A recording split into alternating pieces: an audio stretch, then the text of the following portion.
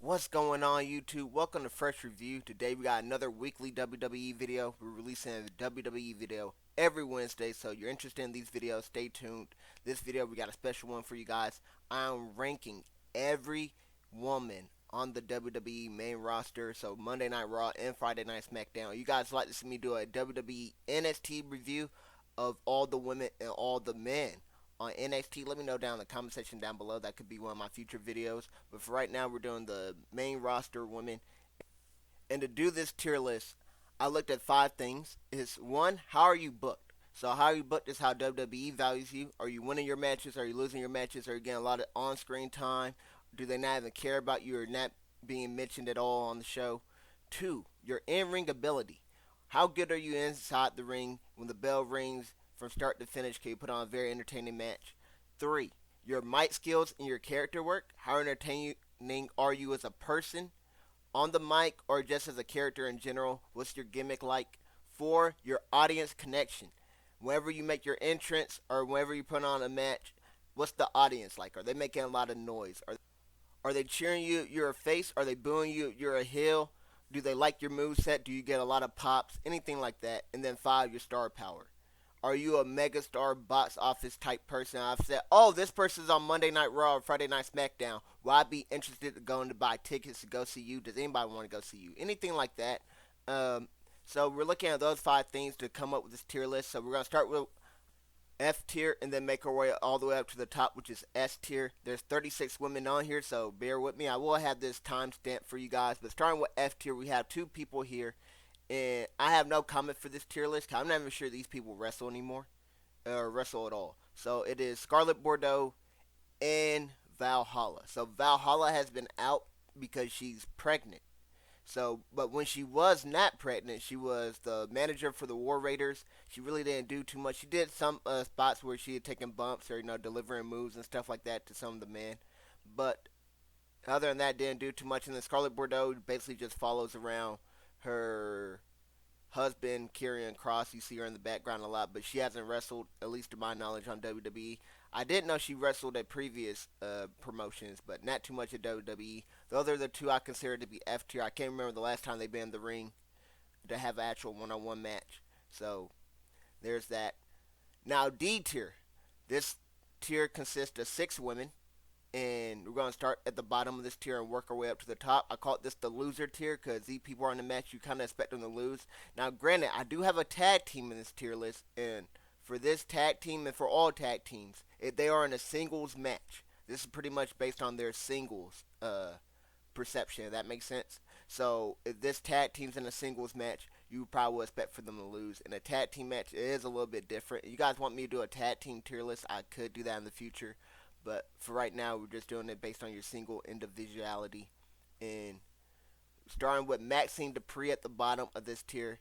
I almost put Maxine Dupree in F tier, but I do remember she was in the Royal Rumble. She did make an entrance there. Made a lasting impression when we went out there and started shaking what her mama gave her. So Maxine Dupree got her in D tier, certified loser tier. She would have been an F tier if I didn't remember the Royal Rumble match. 'Cause I don't remember the last time she really had a match. Seems like a nice person and stuff. Don't want to bash Maxine Dupree, but she's just the manager for the Alpha Academy. And WWE, in my opinion, doesn't really know what to do too much with the Alpha Academy. Now we got the tag team I was talking about earlier, and that is Kaden Carter and Katana Chance. I got them both in this tier list. They were previous tag team champions, and if I'm not mistaken, that might have been multiple time tag team champions. Uh, so when they first got called up to the main roster, made a splash, won the tag team belts. But that was years ago. Since then, they really haven't been doing too well. Haven't been getting booked too well, and they've been cooling off in terms of crowd popularity and stuff like that. Now we're going on to another person that has been cooling off, and that's Nikki Cross. You see her in the ring right there. And I will have all these women, as I talk about them, enter the Royal Rumble match in the background so you guys can get a visualization of it. And I will also have the tier list on my Instagram, on my TikTok, and on my X account. So I will link all those in the description down below. You guys want to see the actual tier list, the screenshot of it, uh, I will link that down below. And if you guys came from any of those sites and you guys watched this full video, let me know in the comment section down below. I want to see how effective my cross-brand marketing is getting. But we got Nikki Cross here. We're talking about the Wyatt Six. I was very hyped to see what they were going to do with this squad. I liked them when they returned, but it seems like WWE doesn't really know what to do with Nikki Cross or Sister Abigail, whatever she is right now. That's very unfortunate. I remember when she was Nikki ASH. I thought that wasn't a great, very entertaining gimmick. Maybe the kids liked it, but she was champion then. And even when she was a champion, I didn't consider her that high up on the list. Maybe like B tier at most. But now, I mean, so far away from that time. Definitely D tier, unfortunately for her. Now we got Natalia, next, the veteran. You hate to see Natalia be this low. She's a veteran and stuff, but if Natalia's in the match, she's most likely going to lose. She's there to just train talent, enhance the talent, stuff like that. So, I mean, of course, she's a legend, probably a future Hall of Famer, but if she's in the match, you kind of expect for Natalia to lose. And then after that, the top of D tier, we have BFAB, who made a high jump up to D tier, in my opinion. She was the manager for, was it the Street Profits or maybe somebody else? Can't remember exactly, but BFAB used to be a manager for a group, maybe the top dollar people. I can't remember exactly who, but BFAB had a match with Charlotte Flair. She cut a promo before the match. I liked the promo she did. The match itself was solid by her. I was impressed. And then she also was in the Royal Rumble, so she's been getting more and more in-ring action. Been going against Chelsea Green and Piper Niven, teaming up with Michin and stuff like that to try to take on the Secret Harvest and all that. So, I mean, she been getting more and more screen time, so kudos to BFAB, and I think she's solid. She got at the top of D tier. Now we're going on to C tier. So, C tier, these aren't the certified losers, right? That's what D tier was. These are the mid-card contenders. So, these are the women that could contend for the U.S. or IC championship. You probably wouldn't expect for them to win it, but they could definitely contend, right? So we're starting at the bottom of this tier list, and I just put this person on there because they just made the return not too long ago. Alba Fire from the Secret Harvest. Alba Fire last year was a tag team champion with Isla Dawn. Isla Dawn has been released from WWE, so Alba Fire was just floating around, not really doing too much. Now they got her as the additional member for the Secret Harvest. I love the Secret Harvest. I'm going to talk more about that when we get to Chelsea Green and the U.S. Championship and all that later in this video. But Alba Fire got her at the bottom of C tier right now as an individual, but she could continue to rise accordingly. Now, after Alba Fire, we have Zoe Stark, a member of PFC, Pure Fusion Collective, and she's a tag team member. She was really good in the Money in the Bank ladder match. Got called up to the main roster without really too much of a purpose or anything. They put her in this faction, PFC. Horrible faction, in my opinion. Just the name alone was bad. And then you put her in this faction with people that really aren't very entertaining. They don't get loud crowd reaction. It kind of just ruined her main roster call up. But Zoe Stark, I think in the ring and stuff, very solid. It's just character-wise, gimmick-wise, stuff, WWE booking-wise, all that stuff is down for her. And now we go to Candice LeRae, the next person here at the bottom of C tier. And I forgot to say this. There's 10 people on this tier list, so this is the longest tier list. Longest tier of the tier list. But the next person is Candice LeRae. Candice LeRae, somebody that accompanied Nia Jax for most of this year, and was the rift that got in between Nia Jax and Tiffany Stratton and led in to Tiffany Stratton pretty much cashing in on Nia Jax. Candice LeRae was a very annoying sidekick, whatever, to Nia Jax, heelish type stuff. Character work was good. I think the character work was better than the crowd reaction because, like, I understand everything she's doing and stuff, her role to break up the Tiffany and Nia Jax stuff and all that. But, I mean, I feel like the crowd really didn't care too much. She was a good catalyst for it. But, no, I didn't care too much. Crowd didn't care too much, and that's Candice LeRae. I got her at a low end of C tier. She was a speed champion. But other than that, I mean, they don't even talk too much about the Speed Championship except for maybe like 1 week they did. And then they don't talk about it anymore. Next, we got another person. That is Shayna Baszler, another member of PFC. Shayna Baszler, I remember when she got the Elimination Chamber and like beat all 5 other women in like 22 minutes or something. Then wanted to face Becky Lynch at Mania and then lost to Becky at Mania or whatever. I think ever since then, Shayna Baszler really hasn't had a great purpose on the main roster. Been floating back and forth. Last year, she went and even went back to NXT, fought Lola Vice in a feud, lost to Lola Vice there. So Shayna Baszler went from a dominant NXT champion. I can't remember if she was ever a main roster champion or not. But now, I mean, Shayna Baszler, the submission magician, the Queen of Spades, her fall from grace has been rapid, and she's in complete free fall. Went from A tier, B tier, maybe, high B tier to low C tier right now. The next person we have up, probably mid C tier or even low C tier, whatever you want to call it. Ivy Nile. Ivy Nile, the American Pitbull, the Pitbull for American Made. Been okay since getting called up. They put her in this faction with the Creed brothers and Chad Gable. I like the American Made stuff.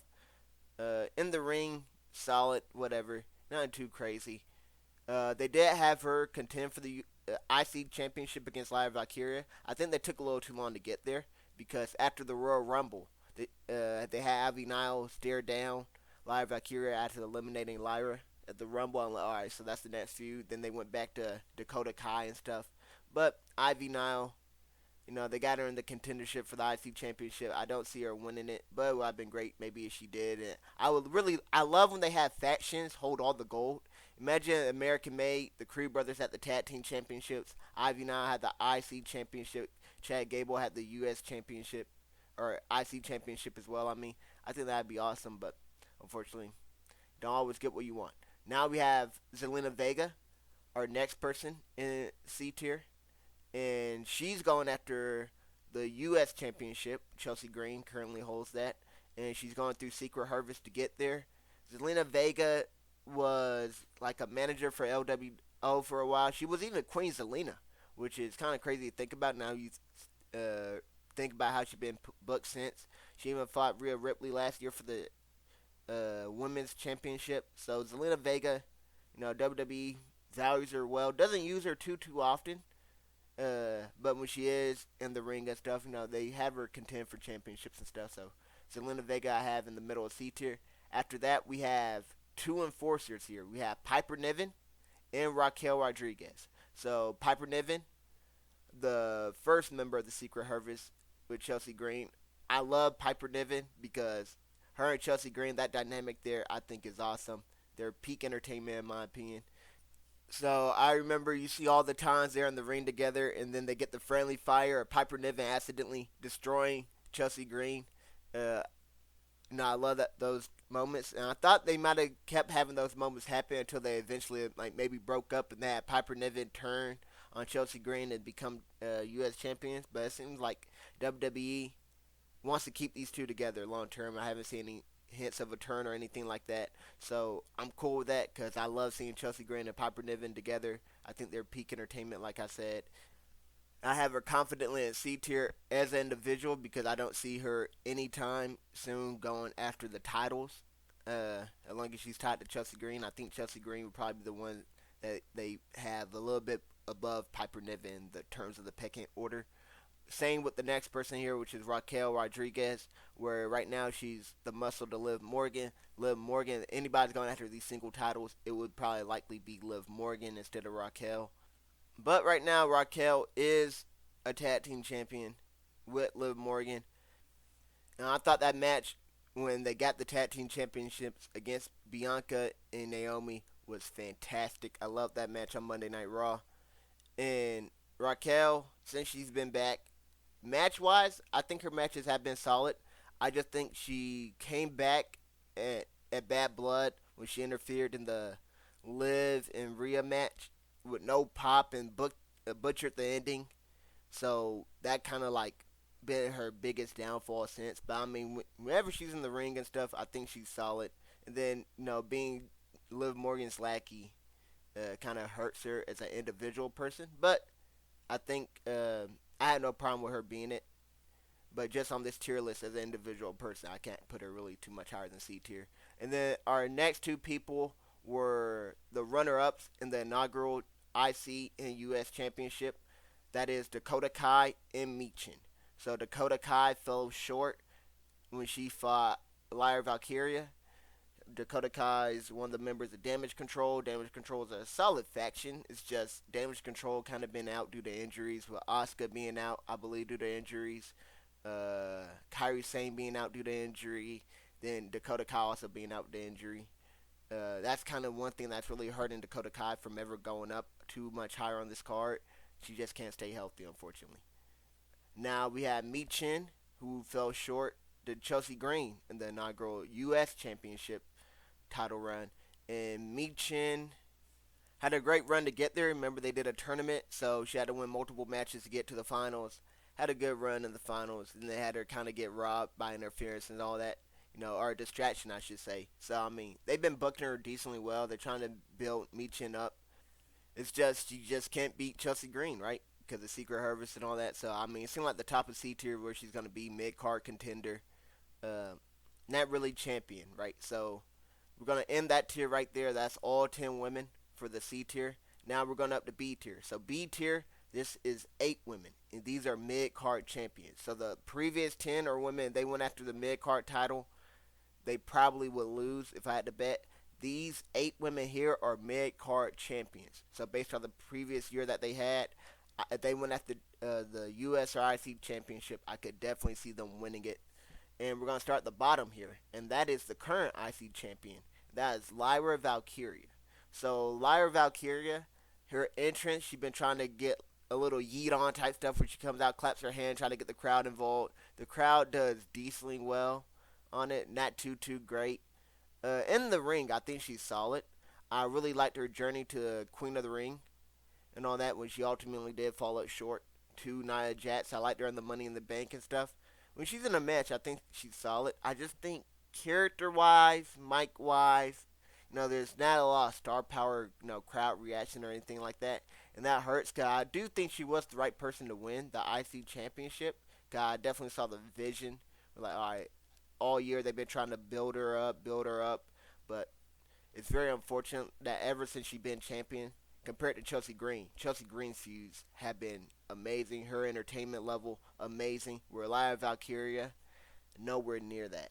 So you see a stark contrast between those two as champion, where Lyra has been champion for a shorter time than Chelsea Green. And I'm like, all right, they're just going to get the belt off Lyra. And Chelsea Green, honestly, I think she could hold the title for another 3 months. I would still be entertained and still enjoy her title reign. Now you have our next person who's been out for a while, and that is Kairi Sane. So I talked about her earlier. Member of Damage Control. She just been out due to injury. If she came back right now, I could definitely see her in B tier going after any of these titles and winning it. And that can also be the set can be same for the next two people, excuse me, and that is Alexa Bliss and Jade Cargill. So you look at all 3 of these ladies, Kairi Sane, Alexa Bliss, Jade Cargill, been out for a while due to injury. Alexa Bliss and Jade just now returned. So Bliss returned at the Royal Rumble and then was in the Elimination Chamber. Had a good showing in both of them. Jade Cargill just returned at the Elimination Chamber and then fought Liv Morgan last Friday night.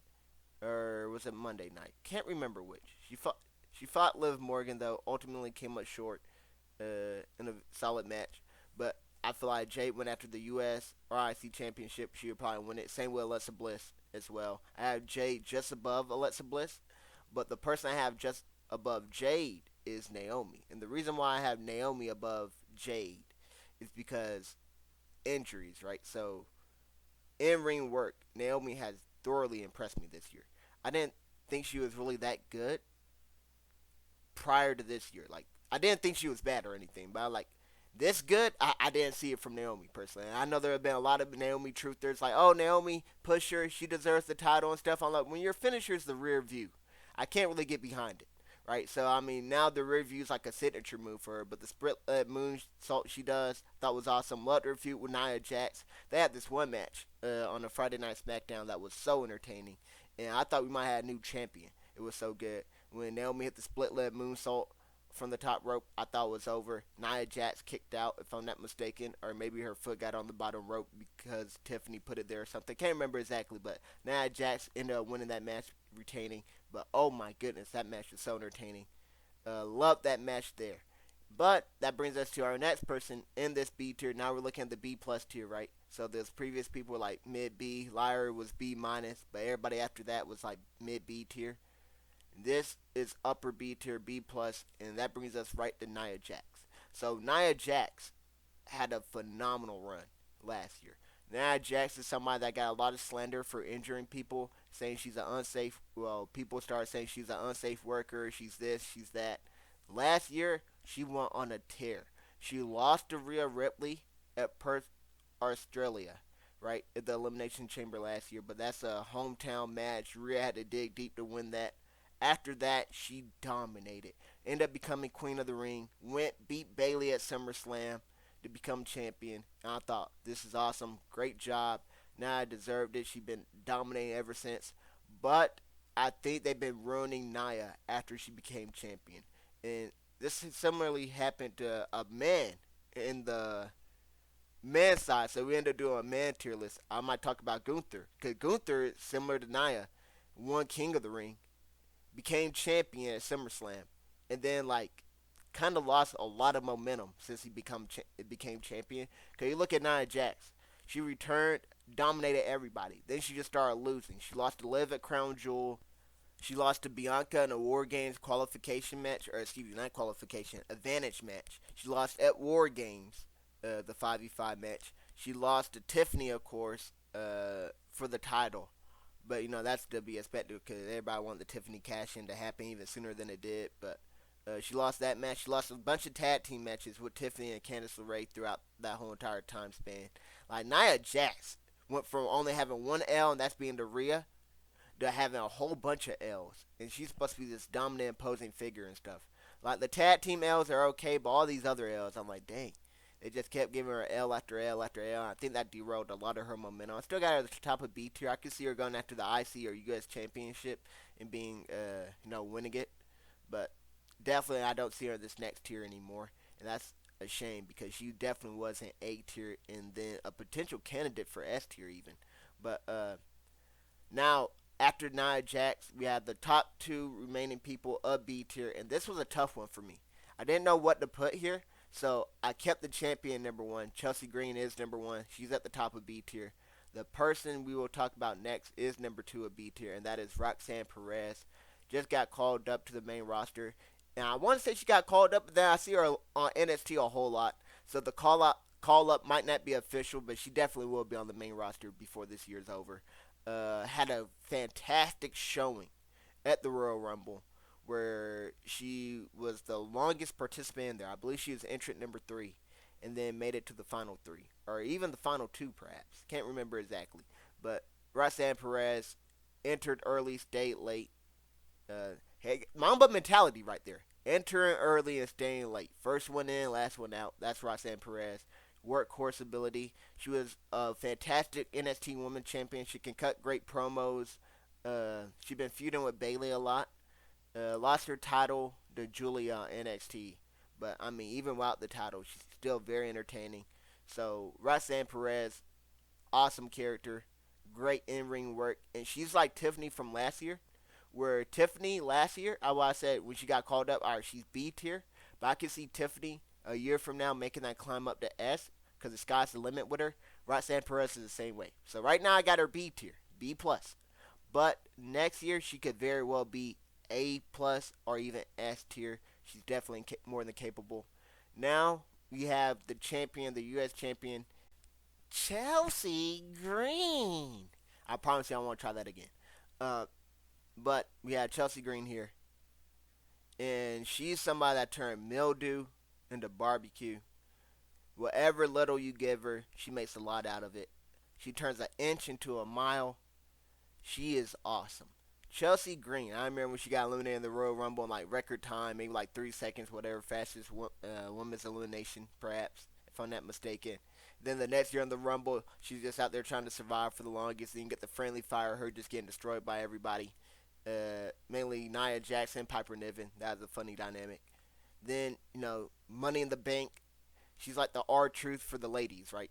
She's scared of heights, but she's in a ladder match. So you got to climb the top. Then she gets thrown off the top of a ladder through 2 tables at ringside. That's a great bump she takes. She goes through a dumpster. Everybody's making fun of her because she stinks. She's YNW smelly. But what does she do? She gets rewarded for all her hard work. Doesn't go unnoticed. The fans love her throughout all this time. She becomes U.S. champion. And she had to run a gauntlet to get there. She had to beat Bianca Belair. And I'm like, she beats Bianca, she's going to win it all. She ended up beating Bailey, if I'm not mistaken, in the final four, and then beat Michin in the championship, and then her title reign, where some people get the championship, and then they kind of cool down. She has been getting better and better. I love all her attires, by the way. She's been killing this like first lady U.S. champion type gimmick she's been doing. She be having everybody sing the Pledge of Allegiance to her. She's not even American. She's the U.S. champion. Oh my goodness gracious. I can't believe we allowed it. I remember Nick Aldis when she won the championship. She was like, "Oh God, help us all," because oh my goodness, she has been fantastic. I can't get enough of Chelsea Green. I have her at the top of B tier. I almost want to put her A tier, but I can't put her A tier. I just don't think WWE will ever value her like that to put her A tier, and you guys will see why when I get to the A tier list and what the A tier list means. But Chelsea Green, absolutely awesome. Love her.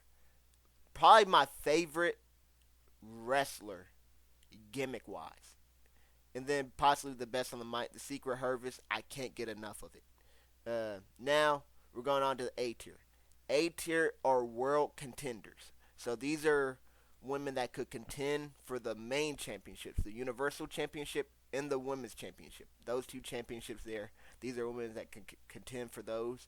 And that's why I just don't think Chelsea Green, although how fantastic she is, and you see I just raved all about her, I don't think WWE will ever put her in this tier, so I mean I can't put her here either. And at the bottom of this tier list, I thought about not putting this person on here, but she did just have a match at the Elimination Chamber, and that is Trish Stratus. So Trish Stratus, the Hall of Famer, the legend, uh, still got the star power. She still got a chance every time Trish is out there.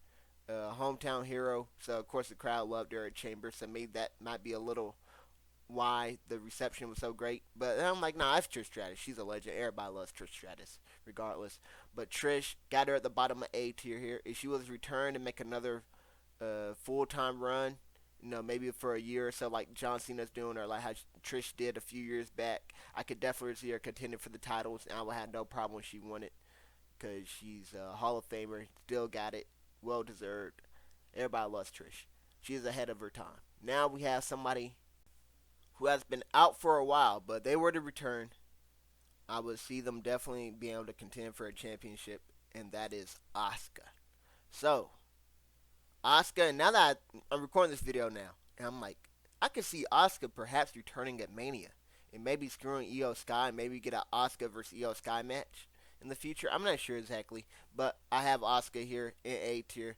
Asuka, to me, has been fantastic. I still think they butchered her call up to the main roster when they had her lose to Charlotte Flair, and Asuka was like undefeated all this time in NXT, vacated the title because it was just too easy down there, gets called up and loses to Charlotte Flair at Mania. But Asuka has been able to recover from that, been tag team champions multiple times, been women's champion multiple times. Asuka still got her in A tier, even though all the time she missed. Next up, I've been changing this list around a little bit. I have Bailey here. I had Charlotte here at first, but I do have Bailey here. Bailey, the role model. She was champion last year, won the Royal Rumble, was in the Royal Rumble for an extremely long time. Won the Royal Rumble, beat Io Sky, got her revenge on Damage Control at WrestleMania when she got kicked out of Damage Control. Had a boring reign with the title, in my opinion, and kind of been free falling ever since. But she's a four horsewoman, still great in the ring, still got her in the middle A tier. Now we have Becky Lynch. She was an S tier, but she's been gone for a while. When you miss time, you do slowly but surely start falling. Becky Lynch, when she returns, I think it would be a huge pop. But you never know exactly because the next person returned and they got a mixed reaction. But Becky Lynch, if she returns, could be a huge pop depending on how the crowd perceives her. She could go from A plus to S tier or fall from A plus to A tier. Well, no, just mid A. But right now I got her A plus still. And then that brings us to our next person, another four horsewoman, and that is Charlotte Flair. Maybe I'm too haterish of Charlotte Flair. I knew she won the Royal Rumble. She's my pick to win when they gave her the videos and stuff, hyping her return at the Rumble. I preferred that she was a surprise entrance. I think that's really what killed her return because everybody sees that WWE is hyping up her return, and she's the only one that returns, and she gets pyro during her entrance. It's like, all right, everybody knows Charlotte's going to win. So I think that takes a lot of the enjoyment out of the match. But Charlotte been solid since she returned. I've been liking her promos a lot more than her matches. I think the only match I remember her having is the B-Fab one, but maybe I'm missing one.